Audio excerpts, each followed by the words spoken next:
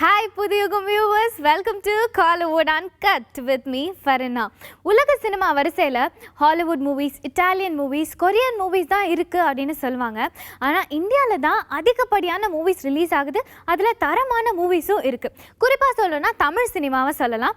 So உலக cinema வரிசையில் நம்ம இந்தியன் மூவிஸையும் ப்ரௌடாக இன்க்ளூட் பண்ணலாம் அப்படின்னு நான் சொல்லுவேன்.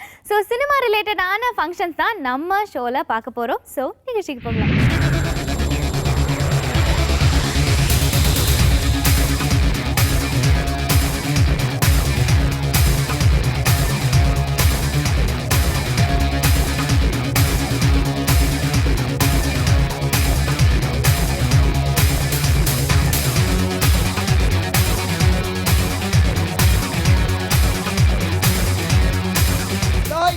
Camera, rolling, music. 1, 2.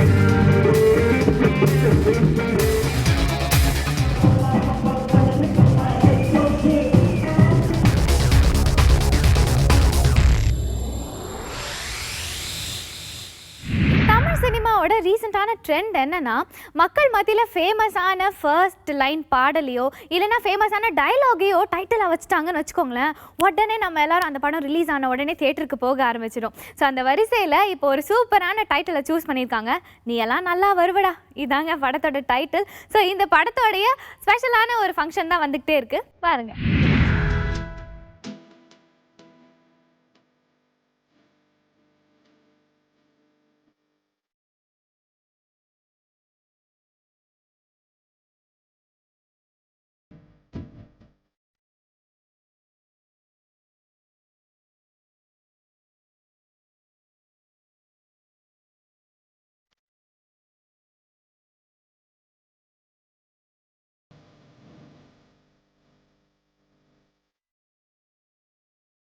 நீ எல்லாம் நல்லா வருவடா. நல்ல கதை, நல்ல அற்புதமான வசனங்கள், போலீஸினுடைய பெருமையை உயர்த்தி காட்டக்கூடிய ஒரு படம். இதில் நான் ஹீரோ விமல் அவர்களுடைய தகப்பனாராக நடிச்சிருக்கிறேன். விமலும் மாப்பிள்ளை சமுத்திரக்கண்ணையும் இணைந்து நடித்திருக்கிறார்கள். அற்புதமான கதை, நாகேந்திரன் தம்பி அவர்களுடைய அற்புதமான டைரக்ஷன், எனக்கு ஒரு அற்புதமான ரோல், ஒரு கான்ஸ்டபிள் ரோல். பாருங்கள், ரசியுங்கள், வெற்றி படமாக்குங்கள்னு கேட்டுக்கிறேன். நன்றி, வணக்கம். புதியுகம் தொலைக்காட்சி நேயர்களுக்கு எனது அன்பான வணக்கம். நான் லலிதானந்த் பேசுகிறேன். நீ எல்லாம் நல்லா வருவடா திரைப்படத்தோட டீசர் திரையீட்டு நிகழ்வில் நாம் இருக்கோம். இந்த படத்தில் ஆடு அண்ணாத்த ஜாலி இல்லாமல் வாழ்ந்து எண்ணாத்தன்னு ஒரு துள்ளல் இசை பாடலை எழுதியிருக்கிறேன். இசையமைப்பாளர் ஜிவி பிரகாஷ்குமார் அவர்களோட இசையில் முதல் முறையாக பணியாற்றியிருக்கேன் இந்த படத்தில். இயக்குனர் நாகேந்திரன் அவர்கள் என்னை கூப்பிட்டு இந்த அருமையான வாய்ப்பை கொடுத்து எனக்கு சிச்சுவேஷனை விளக்கி நல்ல எளிமையாக ஜாலியாக இருக்கட்டும்ன்ட்டு சொன்னார். நான் நிறைய பல்லவிகள்லாம் எழுதி கொடுத்தேன். அதிலேருந்து இந்த பல்லவி அவருக்கு ரொம்ப பிடிச்சிருந்தது, எனக்கும் ரொம்ப பிடிச்சிருந்தது. செலக்ட் பண்ணாங்க. சந்தோஷ் அண்ட் மாளவிகா பாடியிருக்காங்க. பாடல் ரொம்ப சிறப்பாக வந்திருக்கு. பாடல் பெரிய ஹிட் ஆகும். படமும் மிக சிறப்பாக வந்திருக்கு. படக்குழுவினர் அனைவருக்கும் என் மனமார்ந்த நல்வாழ்த்துக்கள். நன்றி, வணக்கம். தொலைக்காட்சி நேயர்களுக்கு என் வணக்கம். என் பேர் நாகேந்திரன். நீ எல்லாம் நல்லா வருவடா திரைப்படத்தின் இயக்குனர். நான் இயக்குனர்னு சொல்லிக்கிற தகுதி கொடுத்த எஸ்ஜி ஃபிலிம்ஸ் பிரைவேட் லிமிடெட் அவங்களுக்கு என் முதல் வணக்கம். பிறகு எனது ஆசான் அண்ணன் சீமான், அண்ணன் சுசி கணேசன் அவர்களுக்கு பாதம் தொட்ட வணக்கம். இந்த படத்தில் எனக்கு ரொம்ப சப்போர்ட்டிவாக பணியாற்றிய என் சகோதரர் ஜிவி பிரகாஷ் மியூசிக் பண்ணியிருக்கிறாரு, சகோதரர் என்கே ஏகாம்பரம் கேமரா பண்ணியிருக்கிறாரு, சகோதரர் பிரவீன் எடிட்டிங் பண்ணியிருக்கிறாரு, மாப்பிள்ளை செல்வா ஃபைட் மாஸ்டர், ராஜசுந்தரம் அண்ணா ஒரு சாங், கல்யாண் ஒரு சாங், தினேஷ் ஒரு சாங், பாபி ஒரு சாங், முத்துக்குமார் பாடல்கள் எழுதியிருக்கிறாரு. அதே மாதிரி சினேகன் ஒரு பாடல் எழுதியிருக்காரு. அது மாதிரி லலிதானந்த் பாடல் எழுதியிருக்காரு. இவங்களுக்கு எல்லாத்துக்கும் இதன் வாயிலாக என்னுடைய நன்றியை தெரிவிச்சுக்கிறேன். இந்த படத்தினுடைய கதை கரு என்னென்னா, சமுதாயத்தில் இன்றைக்கி பணத்தை கொடுத்தால் எதை வேணுனாலும் செய்யலாம்ன்ற ஒரு விஷயம். அதை வச்சு தான் இந்த படம் பண்ணியிருக்கேன்.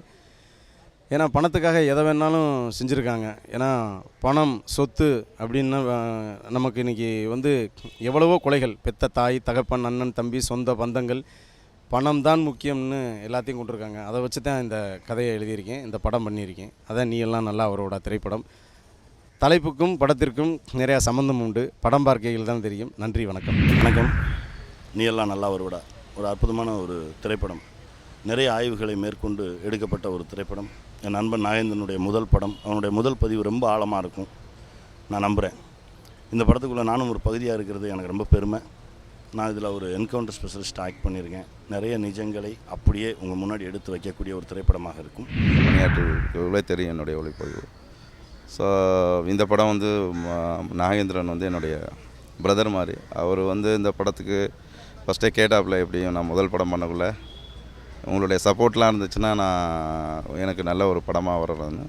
அதேமாதிரி நானும் பெரிய படங்கள் பண்ணாமல் கொஞ்சம் ஒரு இடைவெளி இருந்தது.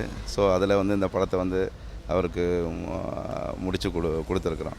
ஸோ இந்த படம் வந்து எல்லா விதத்துலையும், ஏன்னா கதை விவாதத்திலேருந்தே இருக்கிறதுனால எல்லாத்துக்கும் விஷுவலாகவும் எல்லா சஜஷன்ஸும் அவர் வந்து எடுத்துக்குவார். நான் சொல்கிற சஜஷன் எடுத்துக்குவார். அதே மாதிரி அவர்கிட்ட என்ன இது மாதிரி வேணும், இந்த மாதிரி வேணும் அப்படின்ற அவர் சொல்லுவார். ஸோ இது வந்து ஒரு எல்லோரும் செய்த ஒரு டீம் எஃபர்ட்னு சொல்லலாம். இது ஒரு யாருக்குமே இல்லை. எடிட்டர் பிரவீனா இருக்கட்டும், ஸ்டன் சில்வா இருக்கட்டும், ஜிவியாக இருக்கட்டும், எல்லாருமே வந்து இதில் வந்து ஒரு நல்ல ஒரு அவங்கவுங்க வந்து நாகேந்திரன் நல்லா இருக்கணும் அப்படிங்கிறதுக்காக இந்த படத்துக்கு அவ்வளோ எஃபர்ட்டை வந்து போட்டிருக்காங்க. ஸோ என்னுடைய உழைப்பையும் கொடுத்துருக்கேன். அது வந்து இந்த டீசரில் உங்களுக்கு தெரியும். ஹாய், வணக்கம். நான் கீதா. நீ எல்லாம் நல்லா வருவடா படத்தில் நான் விமலுக்கு ஜோடியாக ஒரு ஈவென்ட் மேனேஜ்மெண்ட் பண்ணுற ஒரு கேரக்டர் பண்ணியிருப்பேன். இந்த படத்துடைய ஷூட்டிங் விமல் கூடயும் சரி, சமுத்திரக்கனி அண்ணன் கூடயும் சரி, ரொம்ப ஒரு அழகான ஒரு பயணமாக இருந்துச்சு. இந்த படம் மக்களுக்கு ஒரு வித்தியாசமான விருந்தாக இருக்கும் அப்படின்ற நம்பிக்கை நிறையவே இருக்குது. ஏன்னா இந்த படத்தில் ஒர்க் பண்ண டெக்னீஷியன்ஸ் பக்காவான டீம் அப்படின்னு சொல்லலாம். ரைட் ஃப்ரம் கேமராமேன் ஏகாம்பரமண்ணன், டிஓபி அவர், இசை வந்து G V Prakash, stunt master Silva, editor வந்து பிரவீன், இந்த மாதிரி முக்கியமான டெக்னீஷியன்ஸ். ஸோ இந்த டீமில் நானும் ஒரு ஆள் அப்படின்னு நினைக்கும் பொழுது ஐ ஃபீல் வெரி ப்ரவுட். ஒரு அழகான இந்த பயணம் நிச்சயமாக உங்களுக்கும் இந்த படம் பார்க்கும்போது ஒரு அழகான ஒரு என்டர்டெயின்மெண்டான ஒரு படமாக இருக்கும் அப்படின்ற நம்பிக்கை நிறையவே இருக்குது. படம் வந்தால் பாருங்கள், நீங்கள் எல்லாம் நல்லா வரணும். சீமான், சமுத்திரக்கனி, இப்படி பெரிய பெரிய டிரெக்டர்ஸ் கிட்ட அசிஸ்டண்ட்டாக ஒர்க் பண்ணவர் தான் டிரெக்டர் நாகேந்திரன். அவருடைய திரைப்படம் தான் இந்த நீ எல்லாம் நல்லா வருவடா. ஸோ இந்த படத்தில் சமுத்திரக்கனியும் ஒரு இம்பார்ட்டண்ட்டான கேரக்டர் ப்ளே பண்ணியிருக்காரு. ஸோ இவங்க ரெண்டு பேரோட ரிலேஷன்ஷிப் பற்றி சொல்லணுன்னா, சினிமாவுக்கு வரத்துக்கு முன்னாடியிலேருந்தே நாகேந்திரனும் சமுத்திரக்கனியும் பெஸ்ட் ஃப்ரெண்ட்ஸ் தான்.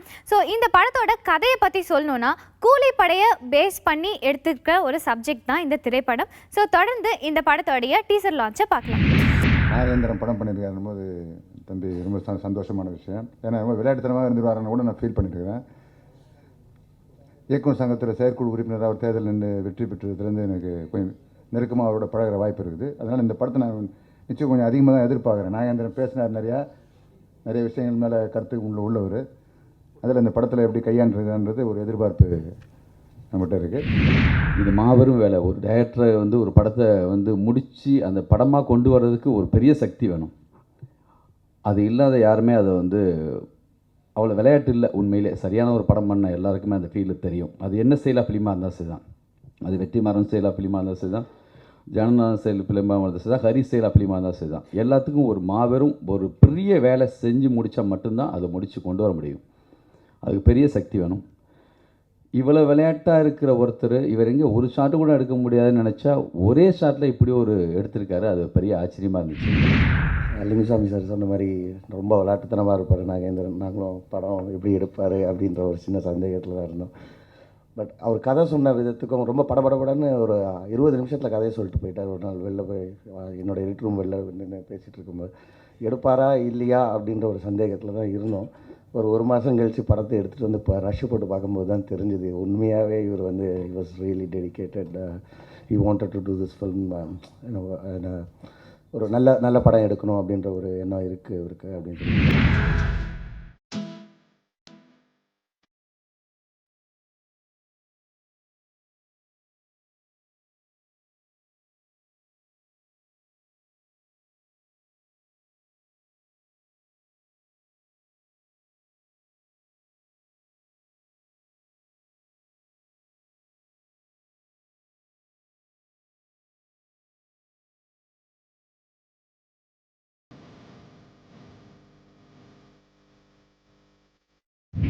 எனக்கு ஏதாவது ஒன்றுனா உடனடியாக வரக்கூடிய சில பேரில் முதல்ல வர்றவர் நாகேந்திரன் அண்ணன் தான்.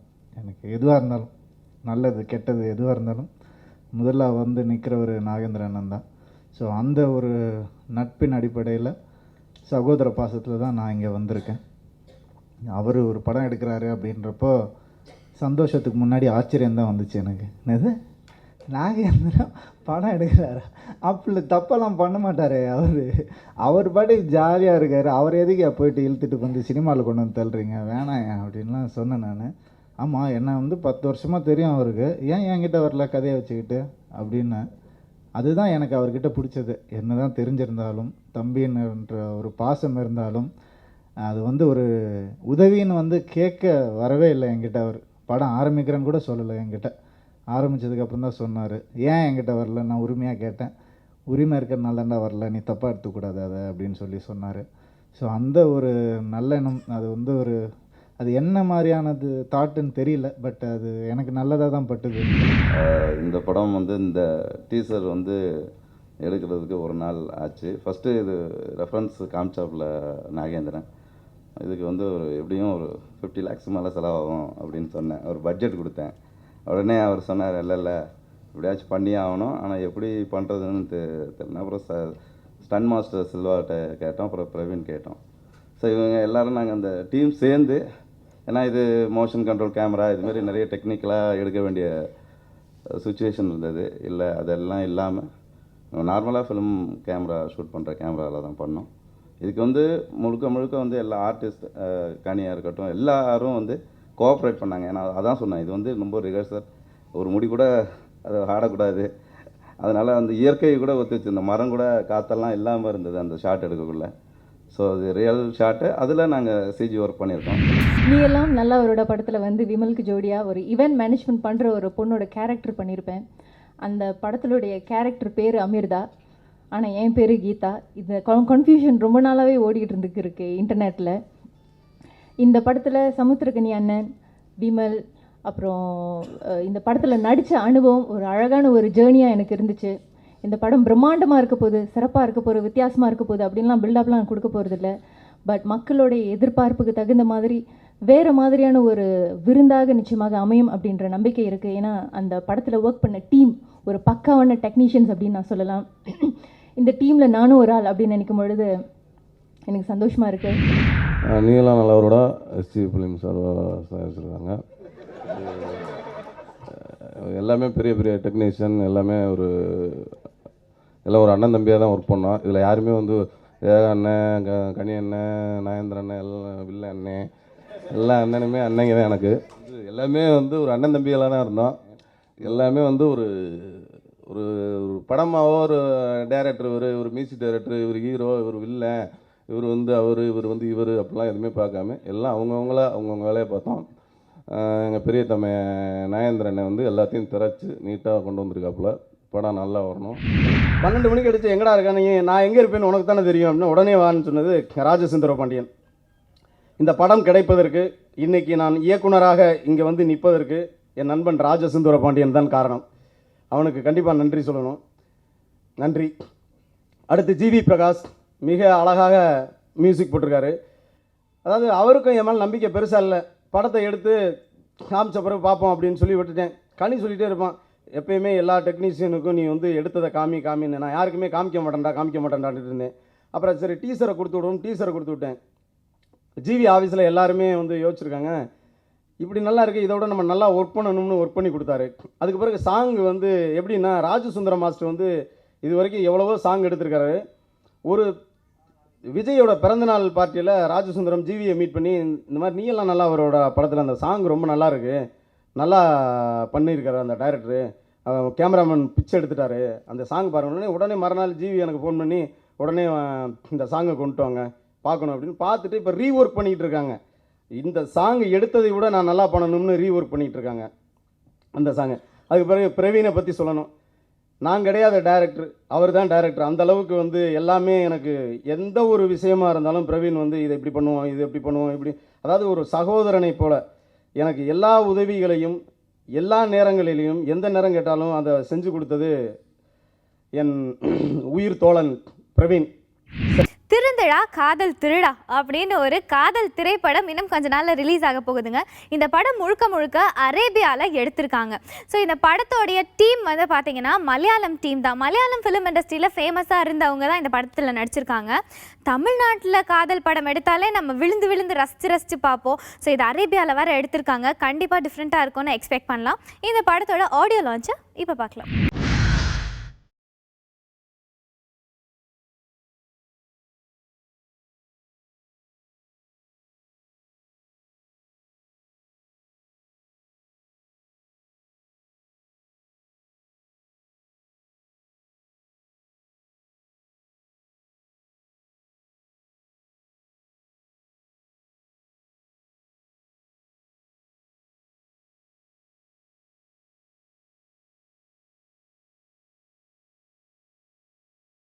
Vanakkam, a very big hi to all the Pudiyugam listeners, viewers, and I just want to introduce myself. என்னோட பேர் ஆதில் and நான் திருந்தடா காதல் திருடா என்ற மூவியில் டைட்டில் ரோலில் மெயின் லீட் ரோல் பண்ணுறாங்க. And there are 40 newcomers in this movie. இந்த மூவியோட ஸ்பெஷாலிட்டி ஏன்னா யூஏயில் தான் கம்ப்ளீட்டாக ஷூட்டிங் எல்லாம் முடிஞ்சது. So that is the biggest plus point of this movie.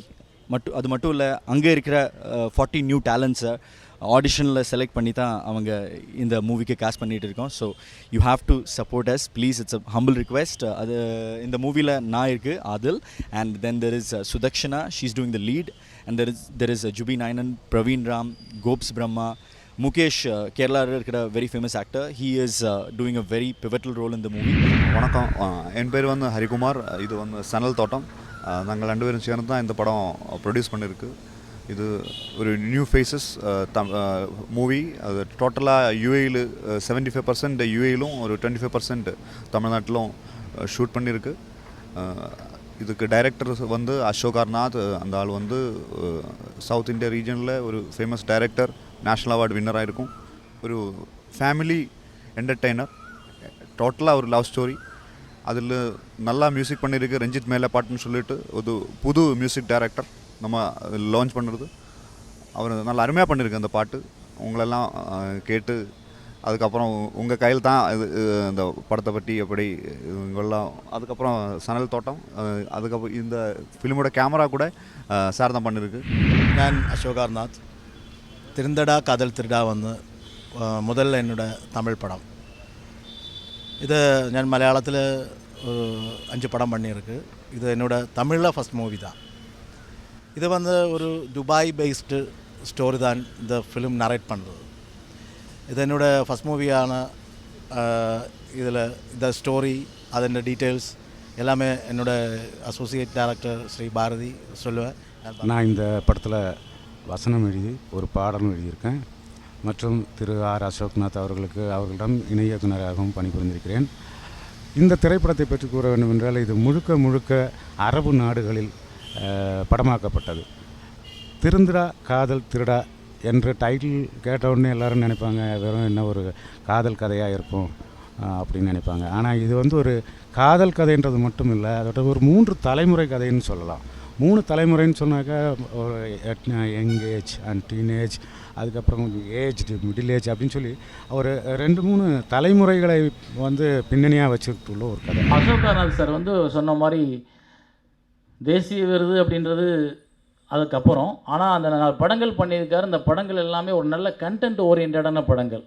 ஏனோ தானோன்னு ஒரு படம் பண்ண மாட்டார். எனக்கு இத்தனை வருஷம் ஆச்சு 4 படமோ 5 படமாக தான் பண்ணியிருக்காருன்றப்போ அப்போ என்கிட்ட ஒருத்தர் நீங்கள் கூட தான் 17 வருஷம் ஆச்சு இண்டஸ்ட்ரிக்கு வந்து 10 படம் தான் பண்ணியிருக்கீங்க. நாங்கள் அப்போ என்னென்னா நமக்கு பிடிச்சதான் சினிமா பண்ண முடியும். ஸோ அந்த பிடிக்கிற சினிமாவை பண்ணுற இயக்குனராக இருக்கிறதுனால இந்த திரைப்படம் கூட ஒரு நல்ல ஒரு கருத்து வச்சு வரும்னு நினைக்கிறேன். இந்த தலைப்பு தான் அவங்க கொஞ்சம் தமிழில் தப்பாக வச்சுட்டாங்க. திருந்தடா காதல் திருடான்னு. அது ஏதோ ஒரு வயகார சாப்பிட்டேன் படம் மாதிரியே இருக்குது.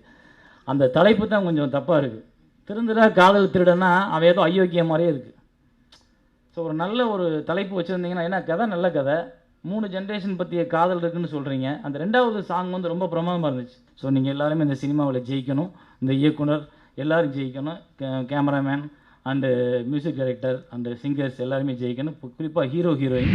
ஓகே, இன்னைக்கு காலர் அன்கட்டை நீங்கள் எவ்வளோ சூப்பராக என்ஜாய் பண்ணீங்களோ இதே மாதிரி அடுத்த காலர் அன்கட்டில் நிறைய இன்ஃபர்மேஷன்ஸோட நான் உங்களை மறுபடியும் சந்திக்கிறேன். அதையும் நீங்கள் என்ஜாய் பண்ணுவீங்கன்னு எனக்கு தெரியும். Until then, this is me, Farina, saying bye-bye from Kollywood Uncut.